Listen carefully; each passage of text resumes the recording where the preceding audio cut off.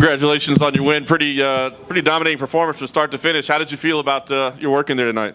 And I felt really good. Like I said, coming off of my last two fights, I've only had about 2.5 minutes of work, and that's in over a year's time. So it felt really good to get 15 minutes. It felt really good to kind of test myself, and it felt really good to show more than one facet of my game. You guys haven't been able to see much the past year, except maybe a lack of my jiu-jitsu defense, but I think I was able to show, have decent striking, decent wrestling, have good clinch work, cage work, and so it all came together tonight, and I'm happy about it. Yeah. You talk about the past performances. I mean, was there like an added pressure or anything, a burden on your shoulders at all coming in tonight? Honestly, not really. I'm very grateful. Every time, if you wonder why when you see me walking out ticket, I have a big-ass smile on my face all the time, because I'm so happy to be here. I'm so grateful for the opportunity, and I love this stuff. I love this shit. I realize how fortunate I am to be able to do this for a living. And so when I make that walk, I realize that anything can happen. A loss is kind of just loss.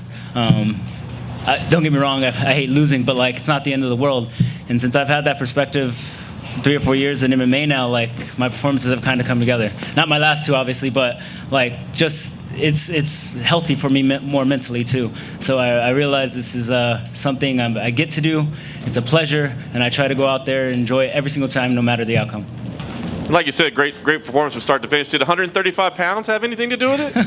I mean, definitely this week, mentally, the burden of, shit, I got to cut all this weight in 4 days, that wasn't there. So I felt great this entire week. Making 35s was a piece of cake compared to making 25. So, my fight week was a lot better because of that. Would there be any thought to stay there then? Possibly. I don't think my coaches like that very much, but like, when I'm training and I'm in really good shape, I will only walk around like low 40s. So I'd be a small 35er.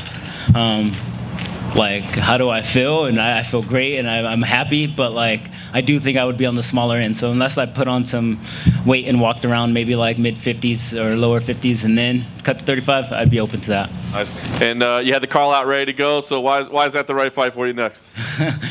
The main reason I called him out, well, I called out for Fight Island because I've never even been overseas once, let alone for fighting. And two, I was offered Tyson Nam like 3 weeks ago, and he turned me down. So I figured I would call him out to put a little pressure for him to take the fight. And maybe now he will, since he's probably going to get a knockout bonus, and he just had a great win. So maybe this pressures him to take the fight with me. Jordan, you guys have been obviously sequestered, but when you mentioned Tyson Nam, have you been able to catch a glimpse of him around this week? Oh yeah, I saw him, but like we've never spoken, or like there's no animosity or anything. I actually like his style. I've seen him fight several times, and I watched his fight, and he looked good. I mean, all 20 seconds or whatever it was, he knocked the guy out with the first punch he threw. So, yeah. What was the experience like for you to fight without the fans in the Apex? So I was on the Contender Series twice, so it wasn't that much different. I feel like this cage was smaller than even the Contender Series cage I fought on. I don't know that for sure, but but as far as the fans, it wasn't bad. I was able to hear everything from my corner. I was able to hear everything from his corner. But I knew that wouldn't be a big deal. We do kind of fight simulations at the gym and stuff, so it was kind of similar to that. Honestly, I had zero nerves once I stepped in the cage. I felt real calm. I heard everything, and yeah, it was less nerve-wracking, which is cool. Some things in Vegas are open, some things are still closed. Have you thought about how you're going to celebrate tonight? I know I'm going to have a couple drinks. I just don't know where. I'm going to do it with my team. Usually my family's out with me, but they can't, obviously, because of COVID-19. But probably just a few drinks. Jordan right here. In that first round, the unofficial stats said you landed 103 strikes, most of which were on one leg. So what was that first round? God damn. It's crazy because I saw that when I was in the back doing my interview, and I was like, I did not realize I landed that much. It's super cool. I don't feel like I'm a crazy high volume kind of person, but if I can outstrike someone 5-1 or whatever it was, that makes me happy. I knew the jab was landing. I knew a few leg kicks had landed. And so I was just trying to stay with what was working, and I tried to keep that throughout the entire fight.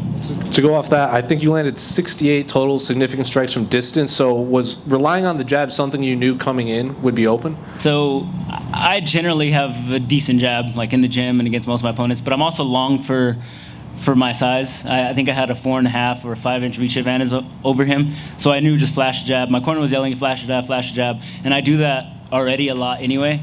But once I saw it was landing basically every time I threw it, I said, fuck it, and I kept throwing it.